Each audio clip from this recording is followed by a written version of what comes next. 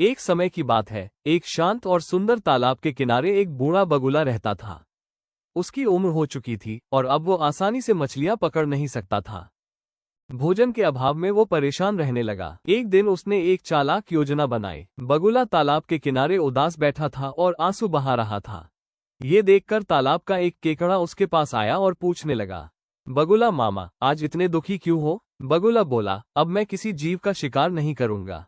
इसी तालाब में सबका अंत होने वाला है, क्योंकि यहाँ जल बहुत कम हो गया है।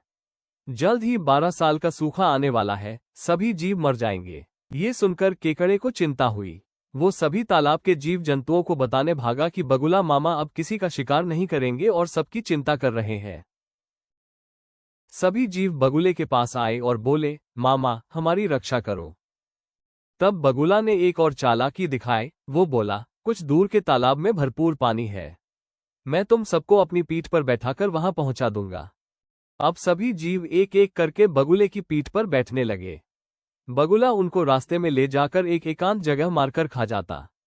कई दिनों तक ये क्रम चलता रहा। मछलियां और अन्य जलजीव लापता होते रहे और बगुला अपना पेट भरता रहा। कुछ दिनों बाद केकड़े ने कहा, मामा, मुझे भी उस नए तालाब में ले चलो। बगुला मुस्कुराकर बोला, ठीक है बेटा, आ जाओ। केकड़ा बगुले की पीठ पर बैठ गया।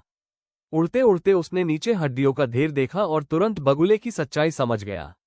केकड़ा सतर्क हो गया और जैसे ही बगुला ने उसे मारने की कोशिश की, उसने अपने मजबूत पंजों से बगुले का गला कस दिया।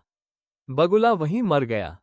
केकड़ा वापस तालाब आ गया और सभी को बगुले की चालाकी और अपनी बहादुरी की कहानी सुनाई। इस प्रकार केकड़े की समझदारी और साहस से सभी जीवों की जान बच गई। हम कहानी से शिक्षा लेते हैं कि संकट के समय धैर्य और समझदारी से काम लेना चाहिए। किसी भी चालाकी का सामना बुद्धिमानी से करना सही रहता है।